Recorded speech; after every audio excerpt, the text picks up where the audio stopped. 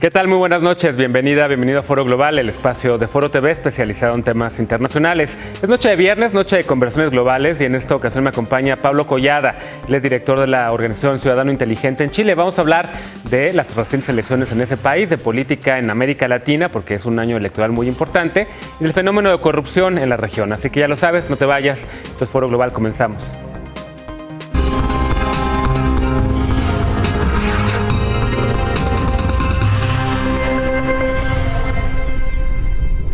Gracias por acompañarnos. Como te comentaba, esta noche está en Foro Global Pablo Collada. Él es director ejecutivo de la Fundación Ciudadano Inteligente desde mayo del año 2014. Anteriormente estuvo en el Laboratorio para la Ciudad, en Camino Ciudadano, en BrainsPop, en Atlas de Innovación Ciudadana, entre otras organizaciones no gubernamentales. Es egresado de Sociología de la Universidad Nacional Autónoma de México, la UNAM, y ha realizado algunos proyectos independientes en el Consejo Consultivo del Agua, ONU Habitat y en Ondor.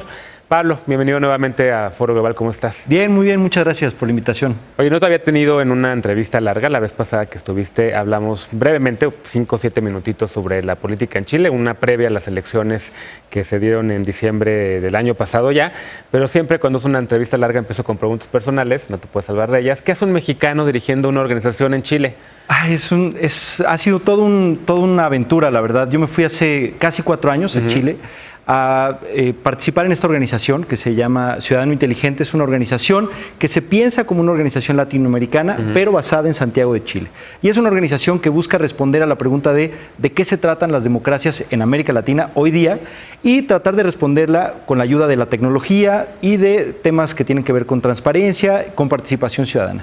Entonces, la organización buscaba justamente ampliar su trabajo en otros países de América Latina, ser un poco menos chilena, más latinoamericana, y ahí llegué yo y pues a descubrir todo este conjunto de temas, de países, de complejidades. Ha sido toda una aventura. Un mexicano que incomoda a la clase política en Chile.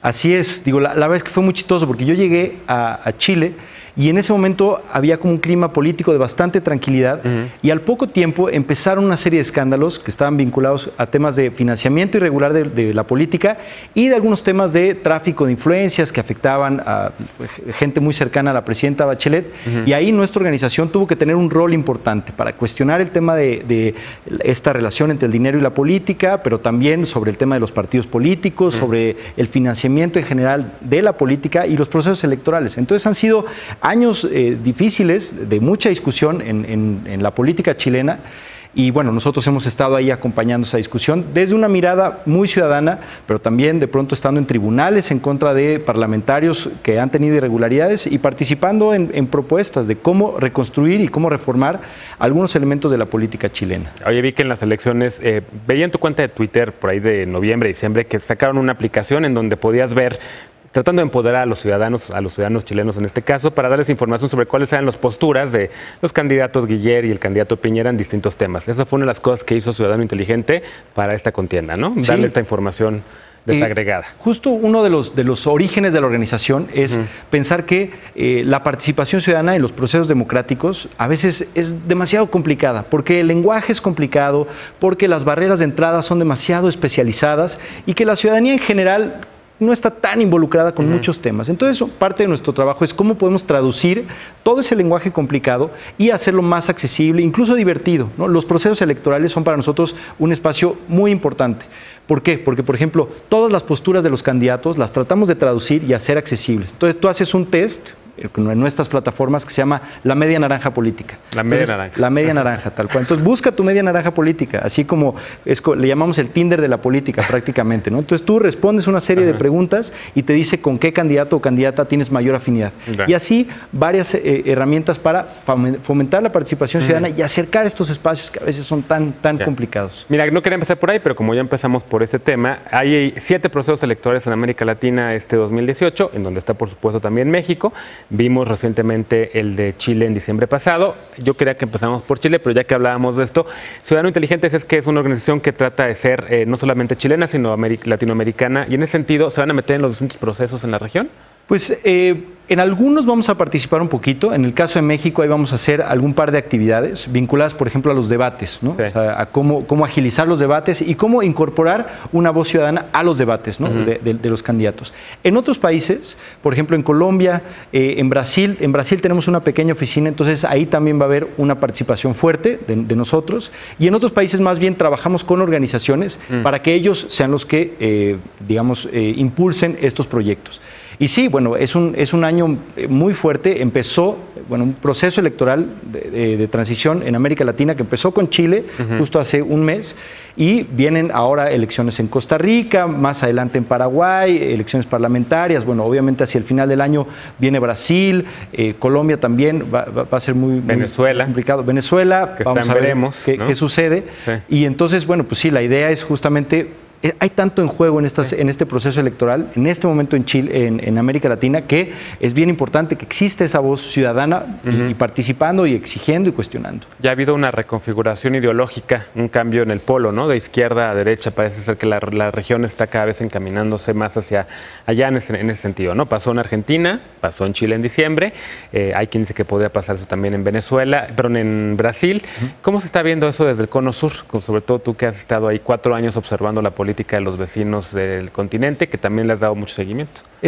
Mira, es uno de los temas bien complicados. Yo siempre hablo que en América Latina la democracia es una democracia adolescente, ¿no? Después de los procesos dictatoriales, llega la democracia y era un bebé hermoso que todo el mundo celebraba y festejaba. Sí. Y tras todos estos años, algunas décadas más o menos según los países, pues ha sido una democracia que empieza a mostrar sus fallas, ¿no? ¿Y qué ha pasado? Bueno, en estos últimos años de un progresismo de izquierda bastante fuerte, bastante consolidado, con algunas batallas muy importantes, pero yo creo que se empezó a desgastar también eso. Y yo creo que la misma izquierda latinoamericana ha sido incapaz de construir un relato y a la vez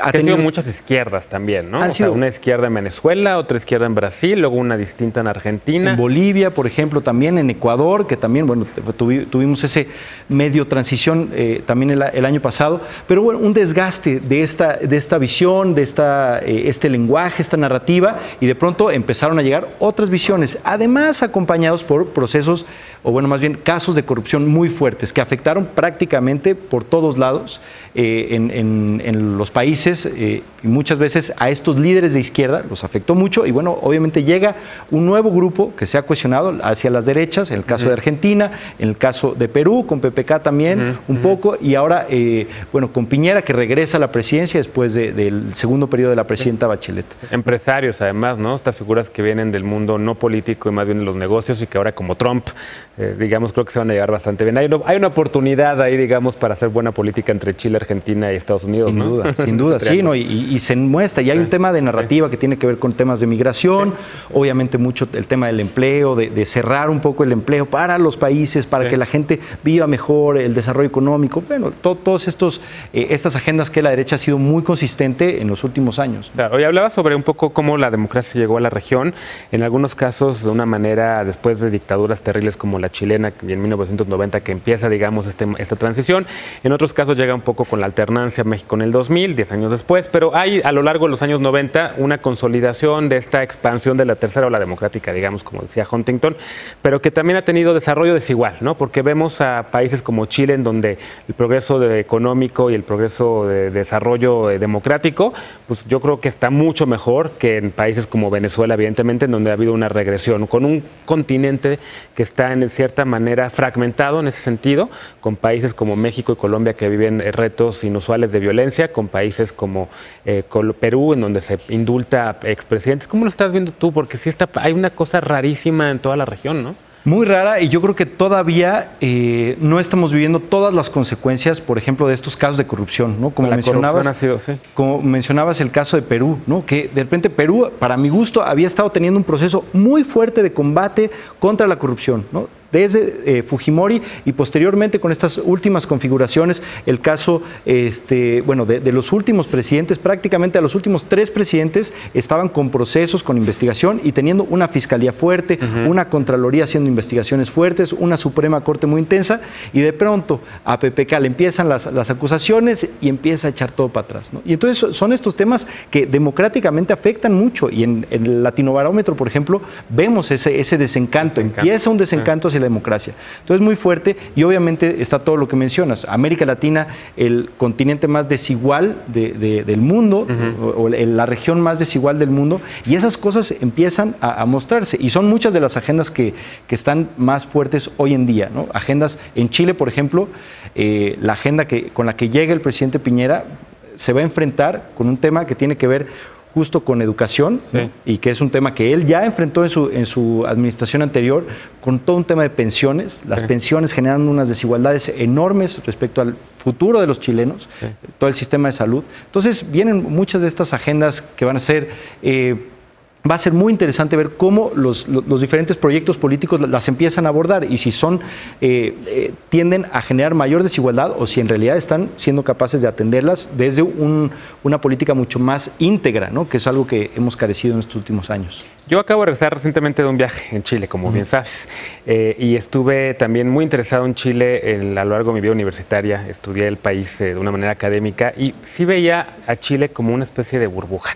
Y noto, 20 años después de haber hecho yo la licenciatura, que Chile sigue siendo esta especie de burbuja en donde la corrupción no ha permeado como en el resto de la región, ¿no? No tienen estos problemas de casas blancas como México, no se ven estos problemas de Odebrecht, se ven muy chiquitos en comparación con Brasil. ¿Cuál ha sido el secreto de Chile para poderse blindar, digamos, ante estos fenómenos de corrupción y de conflicto de interés? El conflicto de interés hubo uno ahí en el círculo familiar de la presidenta Bachelet, pero que comparado con el resto, y no es por justificar a nadie, pero que comparado con el resto de América Latina, pues daba risa, ¿no? Sí, bueno, en Chile y en Uruguay son los países con la tasa más baja, digamos, de percepción de la corrupción, según Transparencia Internacional, ¿no? Uruguay, en primer lugar, es el donde hay menos percepción de corrupción, y luego Chile. Y en el caso chileno es un caso bastante complejo, porque no tienes la corrupción o el tipo de corrupción que vemos muy comúnmente en varios países de América Latina, que es la corrupción del servicio, ¿no? De la ventanilla, del policía, del trámite, o sea, las pequeñas mordidas en cómo funciona el Estado, el aparato público. Pero vemos otro tipo de corrupción que se mostró ahora, que tiene que ver con una élite, ¿no? Que está en el poder, y que ahí es donde se maneja todo el poder de una manera entre muy pocos, con mucho tráfico de influencias, con muchos conflictos de interés, que es algo que se ha estado tratando de abordar en el caso chileno. Entonces, ahí es donde se han visto los casos más complejos. El financiamiento de los partidos, en particular de los candidatos. Por ejemplo, Chile pasó de un financiamiento en el que las empresas financiaban a los candidatos ya no hay financiamiento que no se pueda ver, ¿no? Ya todo es financiamiento, tiene que estar abierto. Entonces, ese tipo de cosas han empezado a trabajarse y tratar de abordar muchísimo el tema de conflictos de interés, que es de lo más preocupante en el caso de Chile. Déjame hacer una pausa, ahora sí vamos a entrar ya de lleno a hablar sobre Chile. Te voy a empezar preguntándote qué pasó con el gobierno de Bachelet y por qué perdió su candidato, y un balance de esos 4 años de su segundo mandato. Perfecto. No te vayas, esto es Foro Global, regresamos después de esta pausa para la conversación sobre política chilena, ahora sí con Pablo Collada.